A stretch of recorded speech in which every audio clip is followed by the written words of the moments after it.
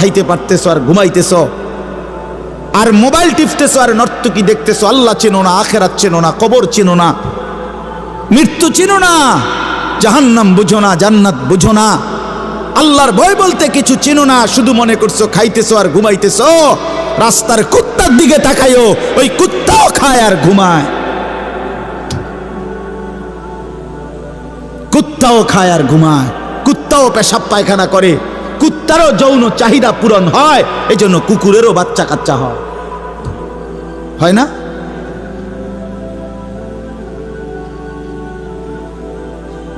আল্লাহকে কেন ভুলে যাব আমরা? মালিক কেন ভুলে যাব? বানানে ওয়ালা ভুলে যায় কিভাবে? একটা সেজদা দিতে মন চায় না, এক ওয়াক্ত নামাজ পড়তে মন চায় না। তুই কোন মানুষের বাচ্চা? তোরে জন্ম দিছে কয়ে? তুই মায়ের পবিত্র দুধের 2 বছর মায়ের পবিত্র দুধের অপমান করলি না ফরমান।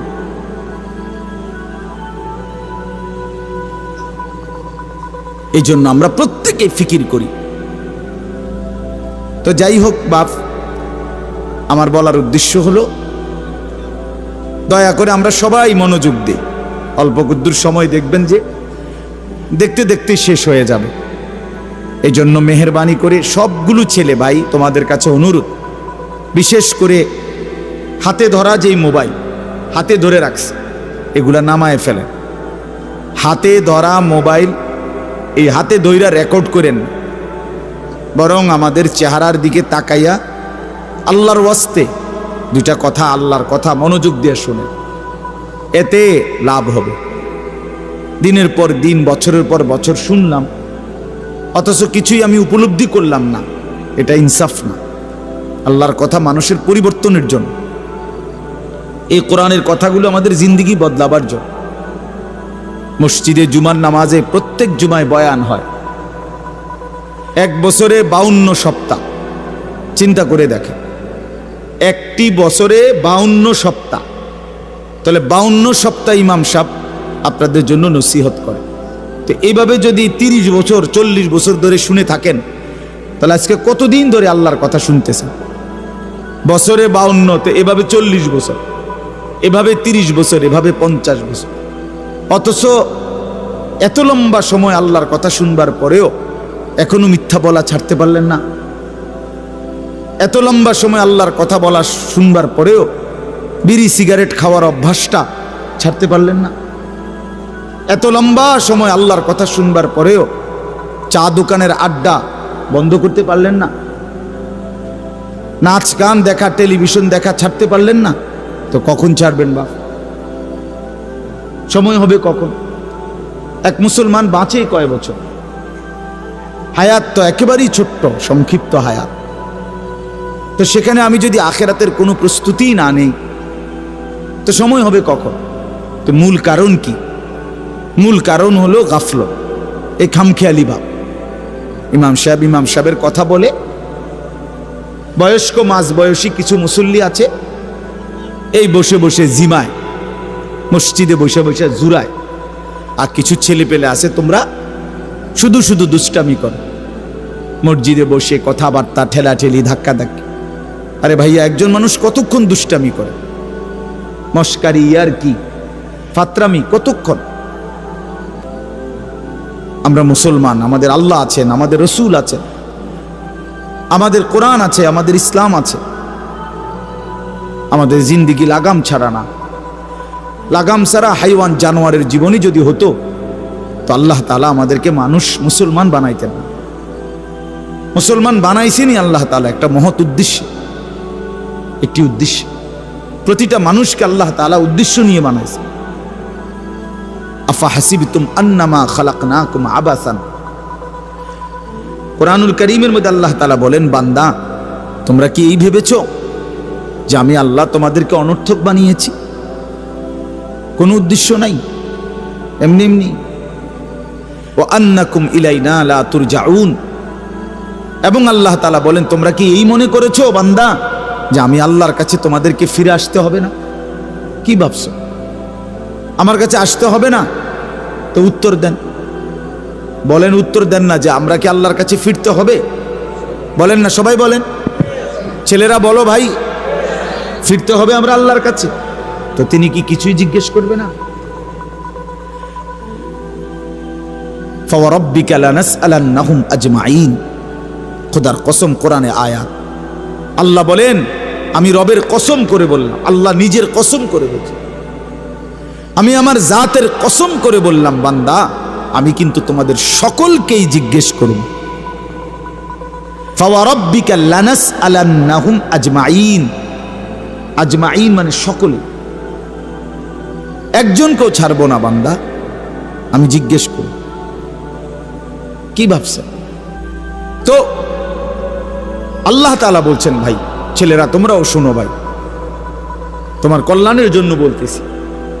আল্লাহ তাআলা বলেন, বান্দা আমি কিন্তু জিজ্ঞেস করব, একটা সেকেন্ড, একটা নিঃশ্বাস আমার হিসাব থেকে বাদ যাবে না। লাকাদ আহসাহুম ওয়া আদ্দাহুম আদ্দা। আল্লাহ তাআলা বলেন, আমি তোমাদেরকে বেষ্টন করে আছি এবং তোমাদের পুরা জিন্দেগি গুনে গুনে রাখছি, গুনে গুনে। হাসি কয়টা, কান্না কয়টা, নিঃশ্বাস কয়টা, হাঁটা কয়টা, চলা কয়টা, হাত নাড়াইছো কয়বার, আল্লাহ বলেন আমার হিসাব আছে। মা তাসকুতু মিন ওয়ারাকাতিন ইল্লা ইয়ালামুহা। আল্লাহ তাআলা বলেন, জমিনে যদি একটা পাতাও পড়ে আমি আল্লাহ জানি, কোন গাছের কোন পাতাটা পড়ছে, জানে কিনা আল্লাহ জানে। লাহু মা ফিস সামাওয়াতি ওয়া মা ফিল আরদ ওয়া মা বাইনাহুমা ওয়া মা তাহতাস সারা। আল্লাহ বলেন, সাত আসমানে যা আমার, সাত জমিনে যা তাও আমার, আসমান ও জমিনের মাঝখানে যা তাও আমার, সাত তবক জমিনের নিচে যা তাও আমার। এই জন্য দোস্ত আমার, বন্ধু আমার, বাপ আমার, ভাই আমার, পর্দার আড়ালের মায়েরাও, আমার জন্য আপনাদের জন্য আমরা সবাই এটা বোঝা দরকার, আমাদের জিন্দেগির এক সেকেন্ড ফালতু না। হাসতে হাসতে বলা আর কাশতে কাশতে বলছেন, মস্কারি করে বলছেন আর ঠাট্টা করে বলছেন, ইয়ার কি করে বলছেন, সমস্ত কিছু হিসাব হচ্ছে, হিসাব দিতে হবে। ওয়াকুল্লুহুম আতিহি ইয়াউমাল কিয়ামাতি ফারদা। আল্লাহ তাআলা বলেন, তোমরা সকলেই আল্লাহর সামনে কিয়ামতের দিন একজন একজন করে দাঁড়াতে হবে, একজন একজন, আলাদা আলাদা। ফারদান মানে ওয়াহিদান, একজন একজন, আলাদা আলাদা উত্তর দিতে হবে। সুম্মা লাতুসআলুন্না ইয়াউমাইদিন আনিন নাঈম। আমার দেওয়া প্রতিটি নিয়ামত সম্পর্কে অবশ্যই আল্লাহ বলেন তোমাদেরকে জিজ্ঞেস করা হবে। হাসরের ময়দানে আছে, আল্লাহ ফেরেশতাদেরকে বলবে, ওয়াকিফুহুম ইন্নাহুম মাসউলুন। আমার বান্দাদেরকে লাইন ধরে দাঁড় করাও, কিফু তাদেরকে থামাও, দাঁড়াও। ইন্নাহুম মাসউলুন, তাদের সকলকেই আজকে জিজ্ঞেস করা হবে। বহু আয়াতে ওয়া ইম মিনকুম ইল্লা ওয়ারিদুহা। আল্লাহ বলে তোমাদের একজনও এমন হবে না, নবী বলো, রাসূল বলো, আউলিয়া বলো, ইমানদার বলো, নাফরমান বলো, প্রত্যেককেই ফুলসিরাত পার হইতে হবে, পার হইতে হবে প্রত্যেককেই। তার আমল নামার মধ্যে প্রত্যেকে হাতে নিতে হবে, হয় ডান হাতে নয় বাম হাতে। প্রত্যেককেই মিজানের পাল্লার সামনে আসতে হবে তোমার আমল নামা ওজনের জন্য। আল্লাহ তাআলা বলেন, বহু মানুষ তার আমল নামা নিজের জিন্দেগির কর্মকাণ্ড মিজানের পাল্লায় দিবে ওজনের জন্য। আহা, আল্লাহ বলে, কাফের, বেঈমান, নাফরমান, পাপী, ফালা নুকিমু লাহুম ইয়াউমাল কিয়ামাতি ওয়াজনা। সেদিন কিয়ামতের দিন মিজানের পাল্লাতে তাদের সারা জিন্দেগির সমস্ত কর্মকাণ্ডের এক বিন্দু কোনো ওজন আসবে না, 100 গ্রামও হবে না, 100 গ্রাম। জিন্দেগিটা শুধু ভাত তরকারি আর বন বিড়ি আর চা বিস্কুট আর ঘর বাড়ি বাজার ব্যবসা চাকরি টাকা রোজগার এর মধ্যেই শেষ করে দিছে। এই পুরাটা একসাথে ওজন দিলে কিছুই আসবে, কিছুই আসবে। আল্লাহ তাআলা বলেন, ফামান সাকুলাত মাওয়াজিনুহু ফাহুয়া ফি ঈশাতির রাদিয়া ওয়া মান খাফফাত মাওয়াজিনুহু ফাউম্মুহু হাওিয়া। যার মিজানের পাল্লায় আমল ভারী হবে সে অনন্তকালের সুখের জান্নাতে বসবাস করবে। যার আমল নামায় মিজানের পাল্লা আমল নামা হালকা হবে, তো সে জাহান্নামের নির্মম ভীষণ আগুনের মধ্যে নিক্ষিপ্ত। এই জন্য দোস্ত সবাইরে বলি, শুধু এই এক বেলার ওয়াজ না, আল্লাহর কথা প্রতিদিন মনোযোগ দিয়ে শোনা উচিত। জুমার বয়ান দিল দিয়া শুনবেন। কেন ঘুমাইবেন, কেন জুরাইবেন, কেন দুষ্টুমি করবেন? আল্লাহর কথার সামনে কোরআন শরীফে আছে, সরাসরি আছে। আল্লাহ বলেন, আমার কথা যার সামনে বলা হলো অথচ সে তার প্রতি মনোযোগী দিয়ে হলো না। আমান আযলামু মিম্মান যুক্কিরা বিআয়াতি রাব্বি ফাআরাযা সুম্মা আ'রাযা আনহা।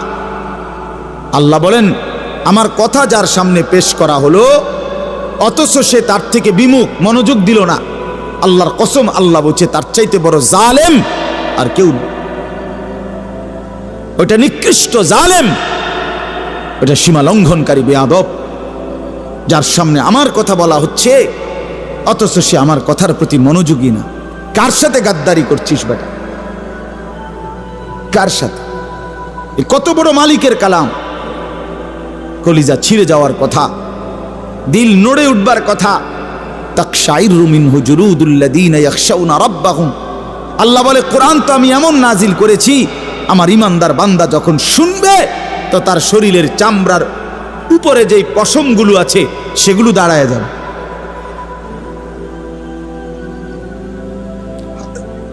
বুঝছে? এই জন্য বাপ আমার, বন্ধু আমার, এতক্ষণ লাগাই আপনাদেরকে এই কথাটাই বুঝাইতে চেষ্টা করলাম। আজকের জন্য না, জিন্দেগি পরিবর্তনের জন্য আল্লাহর কথা দিল দিয়ে শুনতে হয়। ছোট হুজুর বড় হুজুর কোনো কথা না, আপনাদের গ্রামের হুজুর আর বাহিরের হুজুর কোনো কথা না। আমিও গ্রামেরই, আমি কোনো মাটির তলের থেকে আসি নাই, চাঁদের দেশ থেকে আসি নাই, ঠিক কিনা বলেন?